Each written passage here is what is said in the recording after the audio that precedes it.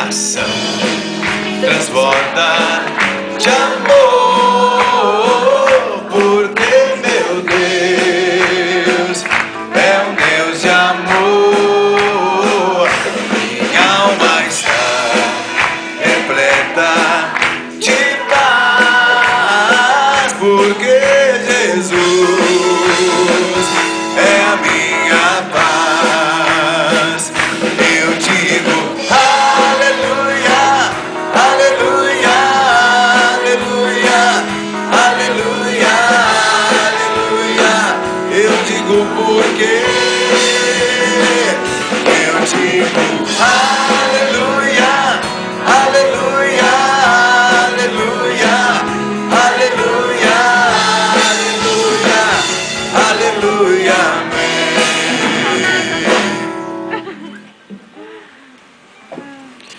O Senhor esteja convosco. Ele está no meio de nós.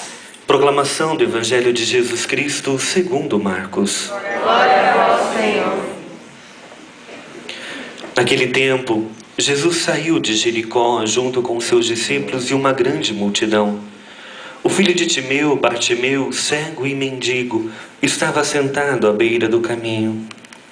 Quando ouviu dizer que Jesus, o Nazareno, estava passando, começou a gritar: Jesus, filho de Davi, tem piedade de mim. Muitos o repreendiam para que se calasse, mas ele gritava mais ainda: Filho de Davi, tem piedade de mim. Então Jesus parou e disse: Chamai-o. Eles o chamaram e disseram: Coragem, levanta-te, Jesus te chama.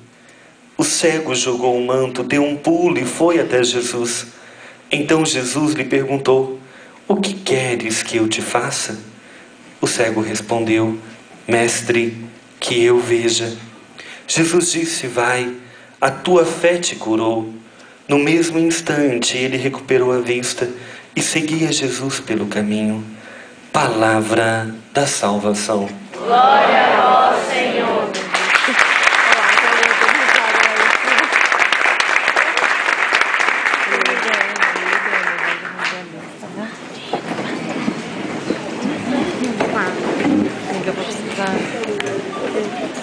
O bigodudo aí é o Jorge, não? É. Ei, Jorge, onde você foi citado aqui? Veio hoje, tá vendo? Ele veio só hoje? A oração. Seja bem-vindo, Jorge. Eu nem sabia que você existia e quando falei seu nome, você falou: Ah, é o meu marido. Mas às vezes Deus se utiliza dessas coisas, viu? Uma brincadeirinha ali, outra aqui. Não é verdade? Mas tinha outra que tinha um Jorge também, cadê ela? Aqui atrás também. Não, nela não, ela estava aqui, Aqui atrás. ó. Será que ela teve um problema? Não, não é você não. Você também tem um Jorge na vida? Sim. Não, é a outra, tá aqui. É. Ah lá, chegou. Vem cá, minha filha. Ixi, mas o Jorge da Thaís não veio. Jorge tá bem? Jorge tá bem? Pode ficar à vontade, viu? Se precisar sair, pode.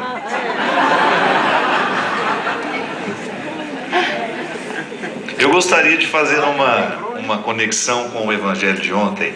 Na verdade, com a reflexão. Nós falamos ontem que para Deus agir em nós, ou melhor, que toda a ação de Deus em nós é uma ação processual, porque Deus sabe que nós somos feito de uma matéria que precisa cuidar, senão quebra, né? Ele nos fez, nós não somos anjos, e tudo que é humano, se não for dentro de um processo, não é real, vira mágica. E Deus não é mágico. Deus trabalha na gente, faz virar da água para o vinho, faz transformar da água, como diz o ditado popular, ele nos transforma da água para o vinho. Mas é preciso considerar o que é humano em nós.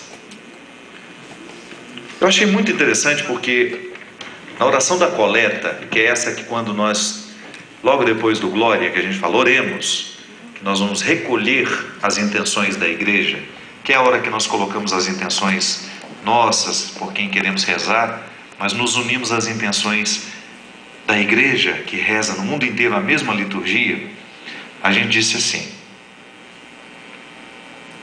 dai-nos amar o que ordenais, para conseguirmos o que prometeis. Dai-nos amar. O que o Senhor nos pede, né? Vamos traduzir de maneira mais simples, para que a gente tenha direito de receber o que o Senhor nos prometeu. Veja bem, mais uma vez as duas linhas e o trajeto entre uma realidade e outra. Amar o que o Senhor nos pede, para depois eu ter o direito de receber o que o Senhor me prometeu. Não é assim que funciona a educação dos filhos? O filho precisa aprender o valor da regra, o valor do não e o valor do sim, para que depois ele saiba entender que, vivendo bem aquilo que foi pedido para ele, ele terá o direito de alcançar o que foi prometido. Tá bom, meu filho, se você fizer isso, papapá, a mamãe vai dar. Não é assim que funciona? Certo. Isso é humano. Só que quando nós falamos da graça de Deus, ela não passa por essa lógica, porque Deus nos dá, o seu filho vai receber de acordo com o merecimento. Ele merece e você dá. A graça de Deus não. O amor de Deus é para quem merece e para quem também não merece. Mas aqui há um detalhe importantíssimo que nós podemos entender e até mesmo usá-lo como uma chave para abrir a nossa cabeça, para a gente entender com um pouco mais de profundidade o que significa obedecer a Deus. Mas aí eu vou no lado oculto dessa obediência humana que você pede ao seu filho, que nem sempre você mesmo não entende. Você quer que o seu filho obedeça por quê? Porque você considera que sabe para ele o que é melhor para ele. Você considera que tem uma maturidade maior e que o seu filho não tem condições de refletir a vida como você pode. É aí que está a questão, minha gente. Quando você esmiuça isso, na verdade isso não tem outro nome senão amor. É direito do filho que alguém decida por ele o que ele não pode decidir sozinho. É direito. Uma criança que faz o que quer, ela pode até estar feliz naquele momento que está fazendo o que quer, mas ela está se autodestruindo, porque na vida nós precisamos demais que alguém decida por nós no momento que nós não temos condições de decidir sozinho. Aí você entende que a autoridade é amor e direito daquele que está recebendo a autoridade. E é por isso que Deus nos trata assim. Lembra que nós falávamos ontem que a religião não é um conjunto de obrigações, mas a religião é um conjunto de regras que nos facilitam o processo para a gente chegar ao lugar que a gente sempre desejou chegar, para que a gente não morra sem experimentar as riquezas que estão em nós. Viver a promessa, todas essas, e aí você pode arrancar aí de dentro de você tudo que você escutou desde quando você era criança, que os padres diziam para você que se você se comportasse, você receberia o céu, você entraria no céu, não é assim? Essa promessa, esse céu que significa coisas belas, boas, eternidade, precisa ter uma ligação com a nossa vida aqui. Eu sou convidado a descobrir que o que Deus me pede é, antes de qualquer coisa, um benefício para mim. Que você obedecer o que Deus lhe pede é, antes de qualquer coisa, você receber o benefício que Deus tem a lhe oferecer.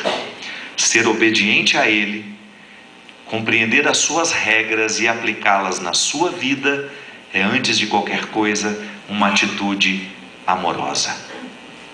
Eu me amo, eu me quero bem. E por isso vou fazer de tudo para obedecer àquele que quer o meu bem.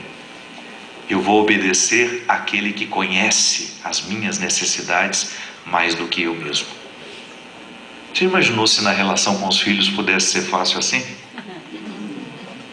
O seu filho te obedecesse porque ele sabe que o que você pede para ele É uma oportunidade que ele tem de ser melhor porque você o ama e o seu amor está motivando a se amar também. E estaria tudo resolvido. Mas nós não somos assim.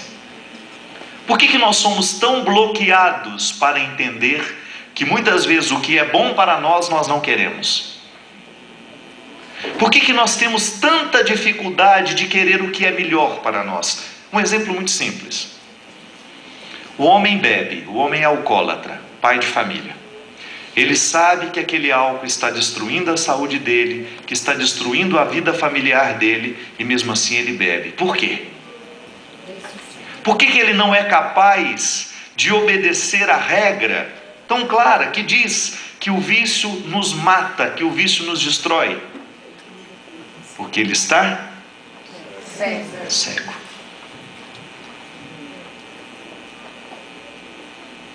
Por que os nossos filhos, não sei aqui, talvez vocês estejam vivendo um problema semelhante. No Brasil hoje, nós temos meninos de 12, 13 anos viciados no crack e nunca mais sairão, minha gente. Hoje nós temos no Brasil o lixo do crack. Já não é mais o crack, é o lixo do crack. Uma única pedra é capaz de viciar. Já não tem mais o direito de experimentar. Como no meu tempo, quantas vezes eu escutei isso? Os meus amigos diziam, vamos experimentar uma maconha? Eu era louco para fumar uma maconha também naquela época. Curioso, né? Ah, me deu vontade de fumar uma maconha. Eu tinha vontade de fumar maconha, mas me controlei.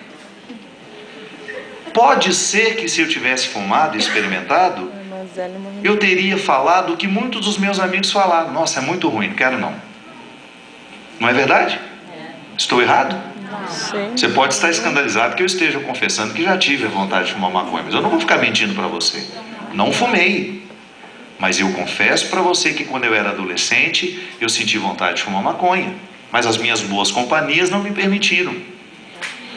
Hoje, minha gente, se o nosso filho tem diante de si essa maldita pedra, ele não vai ter o direito de, depois de usá-la, dizer que ele não quer mais, porque uma única pedra causa a dependência.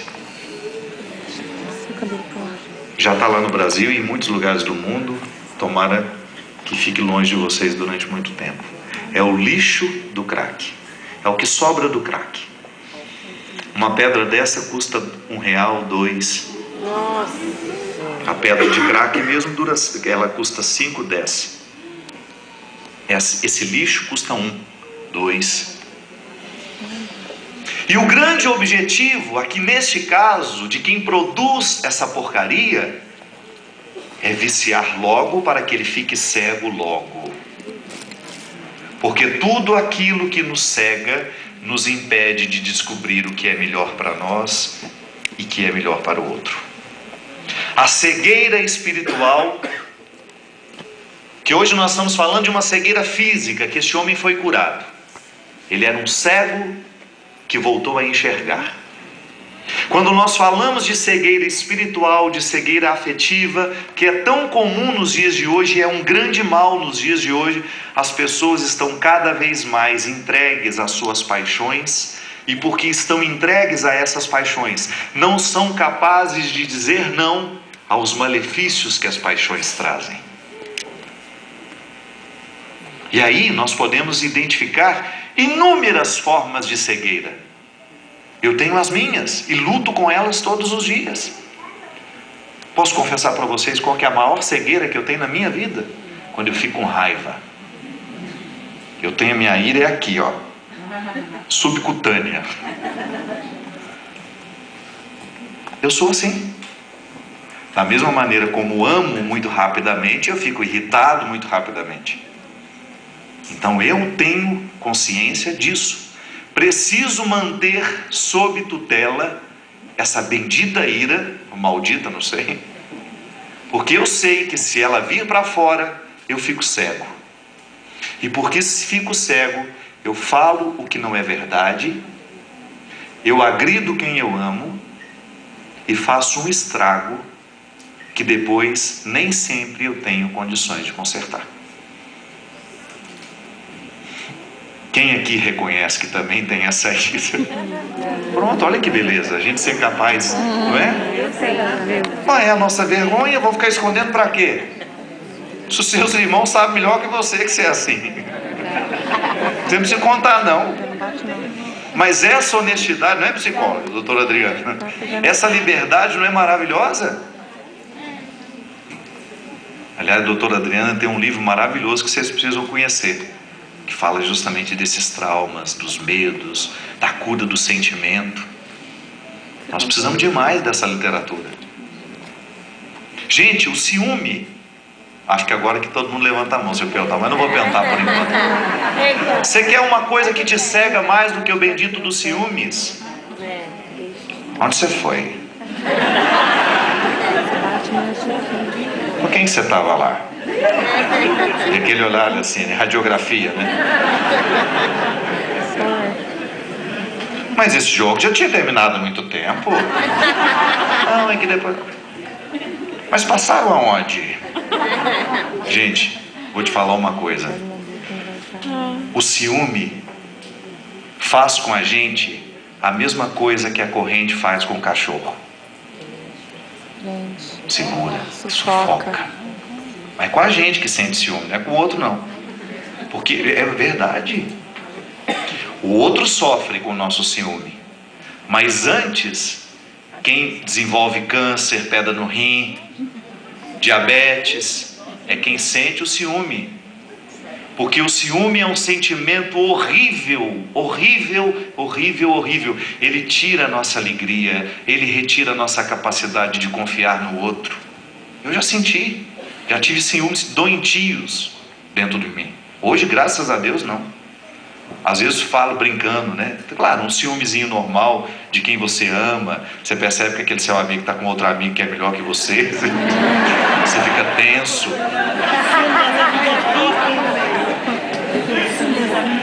Eu até tenho vontade de mandar matar, mas eu controlo.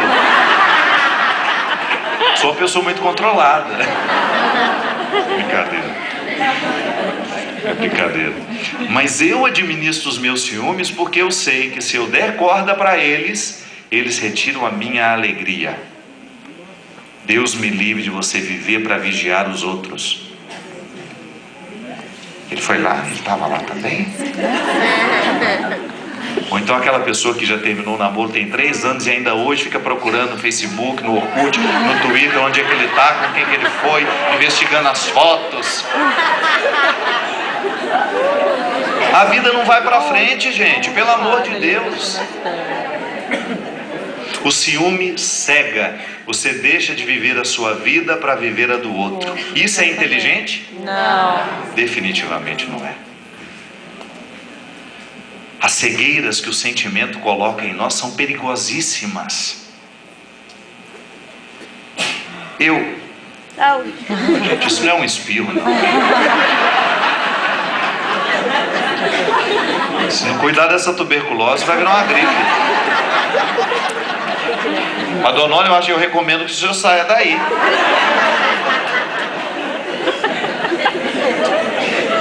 É o furacão Sandy.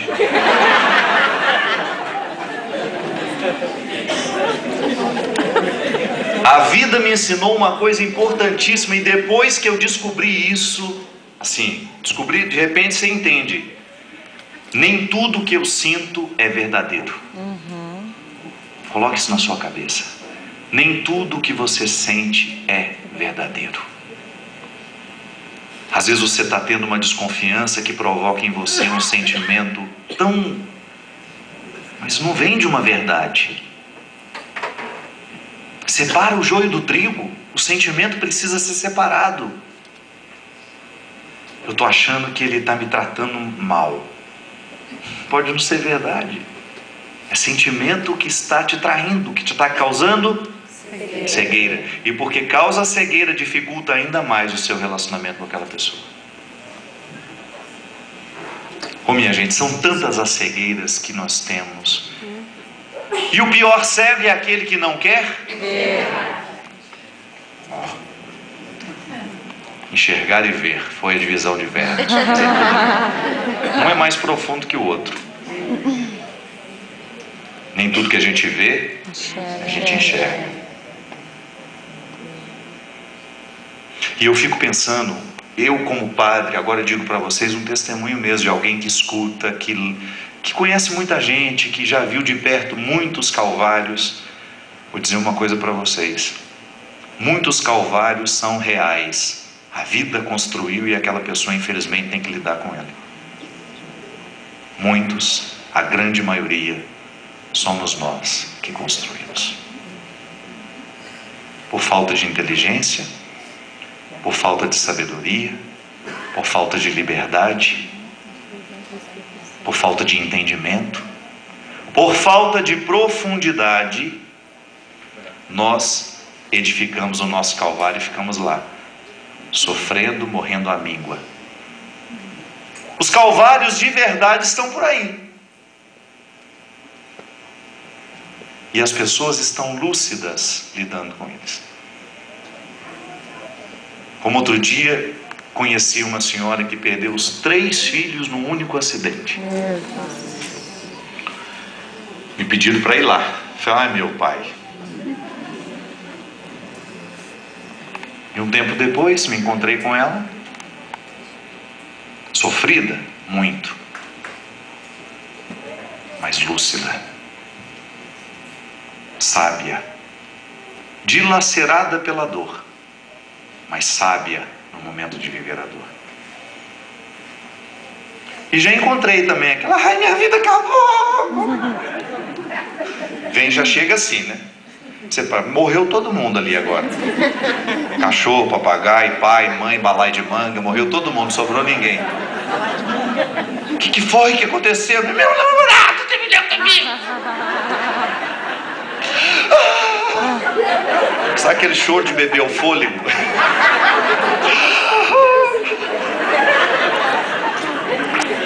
Você não sabe se dá uma sova de pau, né? Eu respeito quem chora porque o namorado terminou, mas pelo amor de Deus. A não ser que a pessoa seja feia demais, você sabe, gente, ela não vai achar outro nunca mais.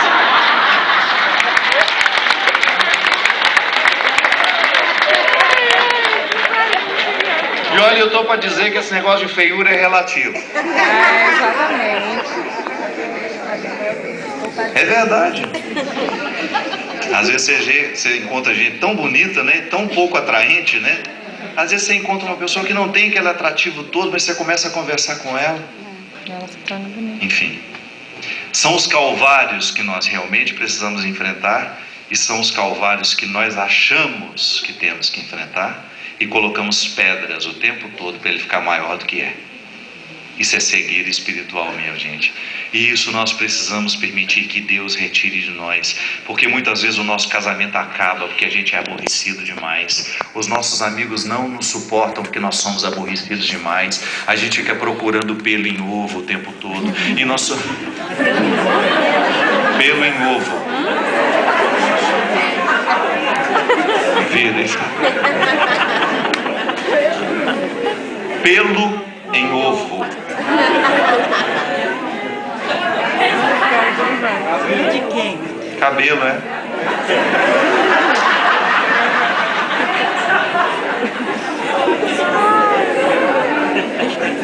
Obrigado pela gentileza. Muitos relacionamentos, às vezes a gente destrói por causa das nossas cegueiras espirituais. Às vezes nós perdemos oportunidades preciosas porque nós somos complicados demais. Falta sabedoria. Gente, nós precisamos simplificar a nossa vida. E eu tenho consciência que quanto mais Deus entrou na minha vida, quanto mais eu permito que Ele entre, o meu sistema simplifica. Isso é problema mesmo? Isso é dificuldade mesmo? Ou será que eu estou transformando isso numa oportunidade de demonstrar as minhas carências, os meus medos? Não? Mas eu não tenho o direito de instrumentalizar o outro para fazer isso. Tem que ser mais honesto, como nós tivemos coragem de levantar aqui. Quem tem ciúme, nós levantamos a mão. Quem tem frieira, a gente levanta a mão.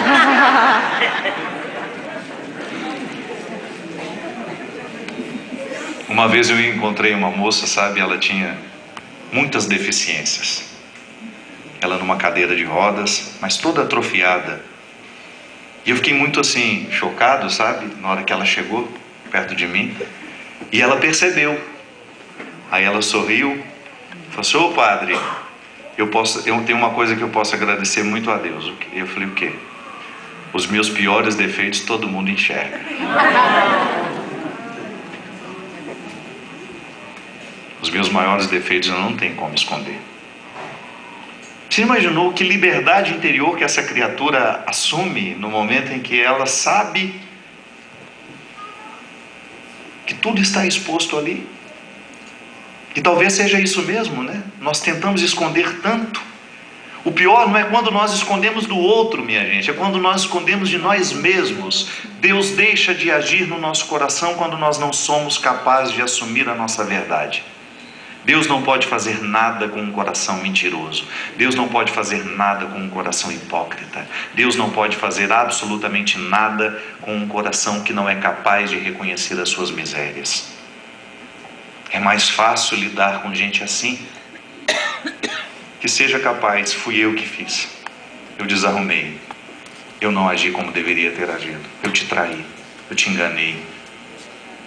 Não é verdade? Fui eu mesmo, eu menti. Mas como é difícil chegar a esse caminho. Aí volta o evangelho de ontem, é processo. Se a gente não aprender a andar na direção de Jesus, nós nunca vamos ser capazes de assumir essa liberdade, de ter coragem de dizer: Senhor, o cego desse evangelho sou eu. Eu também estou à margem do caminho, mergulhado nas minhas misérias, mergulhado nas minhas vergonhas, e eu preciso ter coragem de dizer que eu preciso voltar a enxergar. E aí nós humanizamos a experiência de Deus.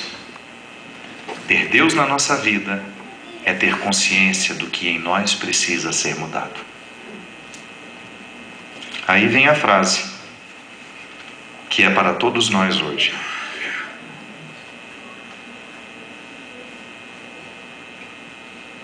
Então, Jesus olhou o cego e perguntou: o que queres que eu te faça? O que queres que eu te faça? Agora é você e ele. A pergunta está feita. E eu lhe aconselho a responder com muita verdade. Porque estar diante de Jesus e receber dele a oportunidade de que ele faça alguma coisa por você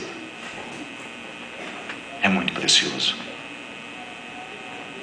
Talvez para isso você tenha vindo a este retiro, para ouvir essa frase de Jesus: o que queres que eu te faça?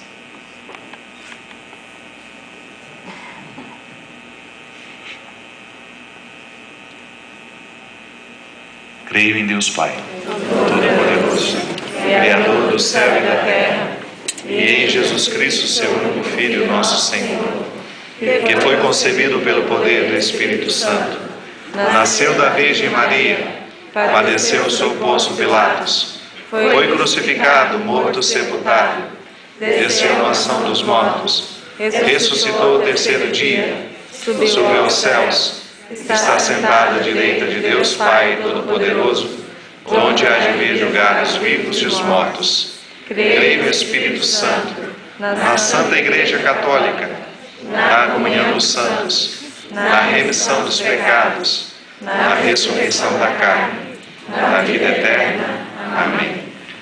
A exemplo do cego do Evangelho de hoje, peçamos a Jesus que faça brilhar em nós e no mundo a luz da fé e da verdade. A nossa resposta será: Jesus, nosso Mestre, tende piedade de nós. Jesus, nosso Mestre, tende piedade de nós. Para que a Igreja viva em profundidade a palavra de Jesus e conduza com a sabedoria o povo de Deus, rezemos: Jesus, nosso Mestre, tende piedade de nós. Para que os ministros ordenados e leigos sejam sinais da compaixão de Deus e consciência iluminadora no meio do povo, rezemos. Jesus, nosso Mestre, tende piedade de nós.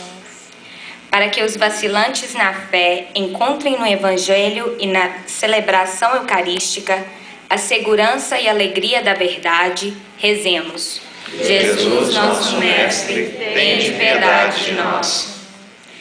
Para que as pessoas com deficiência visual tenham o apoio da comunidade e o respeito e atenção das autoridades e da sociedade, rezemos. Jesus, nosso Mestre, tende piedade de nós. Para que a juventude que hoje comemora seu dia veja e siga sempre com maior clareza o caminho da vida autêntica e digna, rezemos. Jesus, nosso Mestre, tende piedade de nós. Com o pão e o vinho, colocamos sobre o altar a vida dos que sofrem alguma doença ou limitação física, entre as quais a cegueira. Que o Senhor faça de nós uma oferenda perfeita e saibamos oferecer nosso corpo como hóstia viva, santa e agradável a Deus. Senhor Jesus, nós cremos, mas aumentai nossa fé.